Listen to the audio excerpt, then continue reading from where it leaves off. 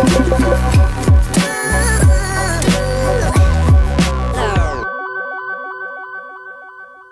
everyone and welcome back to my channel, and if you're new here, my name is Kaylin and my dog is called Potato, and you'll probably hear him a lot because he is in an unsettled mood, and he keeps, every time I go to get any object in the house, he thinks it's food. I think it's because I just gave him some chicken and now he thinks I'm just going to keep feeding him with the work that was getting done in our house, and he just has to come back and put in smoke alarms because I didn't even realise that we didn't have any. So he's doing that next week, but I don't know if I'm the only person that gets like this, but before someone comes to do work on the house, I get like filled with dread. And even if they're nice, I really don't want them to come. And I am happy that the work is done when they're finished, but it's like, I just hate the process of it, and I hate kind of being stuck in and on their clock. And also, it's like as soon as they announce that they're finished doing it, I get this feeling like I want to just like leap for joy and have a party or something after they've left. So yeah, I don't know if that's just me, but I'm very happy that he's away, even though he was perfectly friendly and it was all very quick and easy, and he wasn't really ridiculously late or anything like that. So I have ended up having some time to have a chat with you, and I am going to do another 10 things instead of spending money video, and I feel like I have fallen off the wagon a little bit with my no-buy stuff because I finished my no-buy month in October, and I know that I'm doing a no-buy year, and I think some part of my brain is like telling me you need to stock up now because you're not going to be allowed to buy anything for a full year. And I haven't gone crazy or anything, but I just feel like I have slipped out of the extremely frugal, you're not allowed to buy anything mindset, and I have like bought a few things. Like I got these earrings at a market the other day after saying that I wasn't going to get any Christmas earrings because there's a girl who does, it's basically like tiny crochet, and she said she uses the smallest hook that you can get, and I think she uses like a magnifying glass so she can see it when she's doing it, and I just really appreciate the work that went into them. And I saw a pair of earrings of hers that I loved like a year or two ago, but I didn't want to buy them because it wasn't even expensive, but it was like, they were like £14 or something, and there were other earrings at the market that were cheaper, and I ended up buying like a smaller version of the earrings she made, and it wasn't the exact one that I wanted, and I haven't really worn them. So sometimes I think it's better to pay a little bit extra to get the thing you really want and that you will definitely wear. So yeah, I'll stop blabbing and get into the tips. I'm having some tea today for a change, and I got this like boiled cake from a bakery that I was at yesterday because my granny used to always make it and I just wanted it. I haven't had it since then, and it just makes me feel like nostalgic, and I want to learn how to make some by myself too. Yeah, sorry, I'll shut up. Number 1 is to learn interesting ways to patch your clothes. I have always like tried to fix clothes with holes in them and things like that, but I tend to darn them instead, and it's probably not even proper darning, it's just like me sewing randomly over it, and it does hold it together, so it serves its purpose. But I've been reading more and more recently when I've had time about different methods of patching things and the different stitches you can do, and I have found it really interesting learning about them, particularly since I did that embroidery picture recently, and I was learning some of the stitches from it, and then I was thinking, how could you kind of apply those skills to fixing your own clothes and maybe doing embroidery on your clothes as well. So I'd like to try that in the future, and I just think it makes it more unique if you patch something but you kind of put your own mark on it. Number 2 is to draw out your family tree, and my mum has done this over the years, and I find it really interesting seeing all of the like extended family and members of the family that I haven't met, and she has quite a lot of really old photos of family members too, and it's just like interesting looking through it and trying to figure out how everyone is related. Even if you aren't like close with family, or you don't have a big family, or you don't want to do it in a traditional way, you can do it with people that you care about in your life. Like you could even do it as like a nice little gift, kind of making like a family tree of friends, and I think that would be like a really thoughtful Christmas present to give someone. Number 3 is to do adult colouring books. I, for a while, was really into them and I found them so therapeutic and relaxing, but I just stopped doing them because I felt like I didn't have enough time because I was also writing, painting, sewing, and I was coming up with too many hobbies. And even my kids said to me, you kind of need to pick a couple of hobbies because you can't fit this all into your life.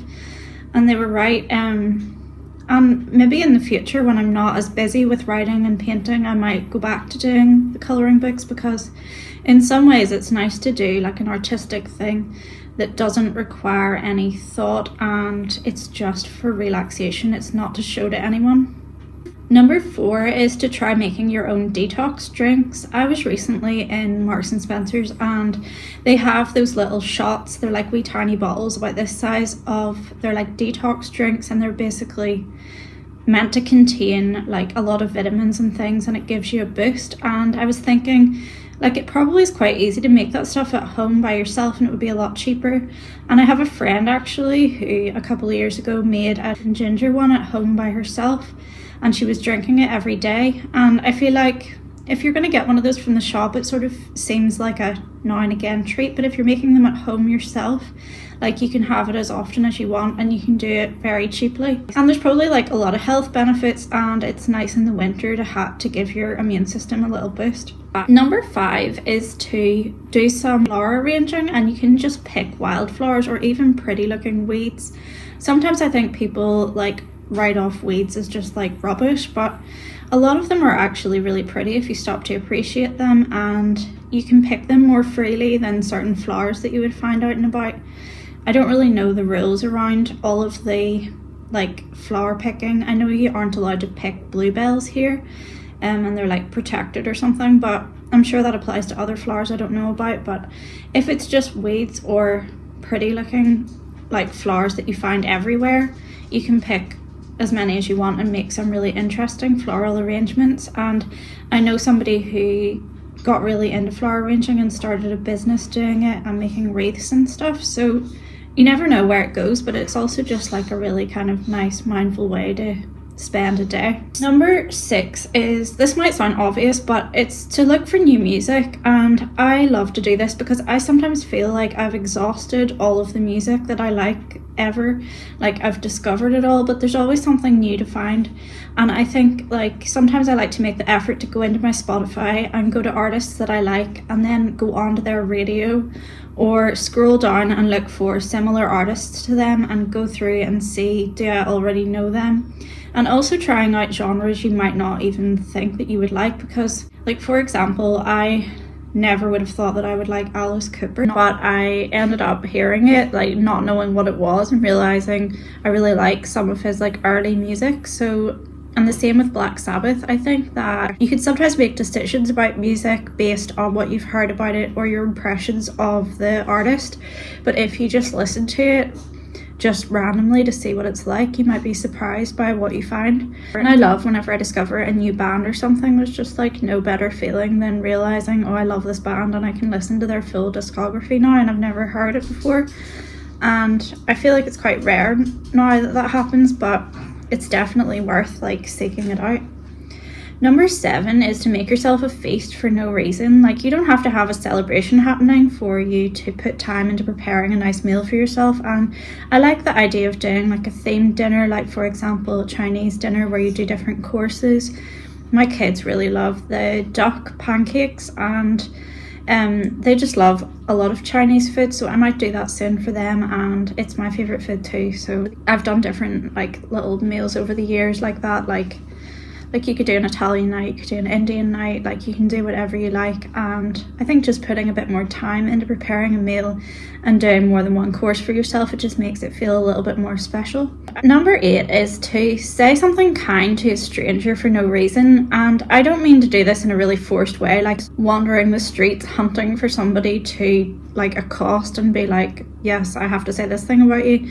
More when you're out and about, if you think of something nice or kind about somebody, share it with them. Don't just keep it to yourself, because whenever people take the time to do that with me, for example, I always feel really touched by it, and it really brightens up your day. And I think if people did that more often when they have like a kind thought about somebody, it would make a huge difference just to the general feel of the world. And there are benches that you can go to now here. I don't know if they're anywhere else, but I'm sure they are. But in different parks in Belfast, I've noticed them, and it's like, I can't remember the name of it, but it's like you sit on it if you are willing to start a conversation with someone you don't know.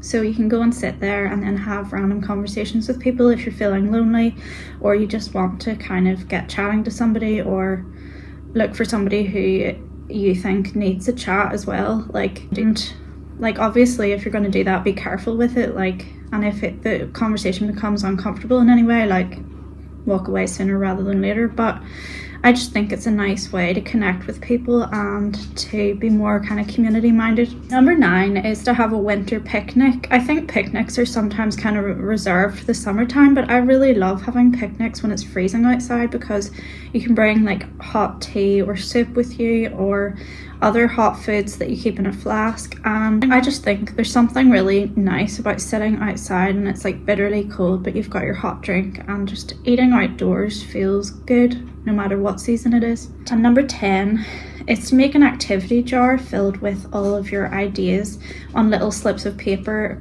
for free activities to do, so that whenever you're feeling busy and maybe a bit burnt out or uninspired, you can just reach for it and it will give you an idea of an activity to do that day, and your future self will kind of like thank you for the effort that you've put into it beforehand. So I hope that these ideas like help somebody and give you some inspiration. And yeah, this cake is so good actually. It's like, I always forget to eat and drink whenever I'm making a video, but it's like Christmas cake but nicer, and I really like Christmas cake. I like but I particularly like the icing and marzipan. This doesn't have any, but it doesn't need it. And I'm just having some regular tea as well.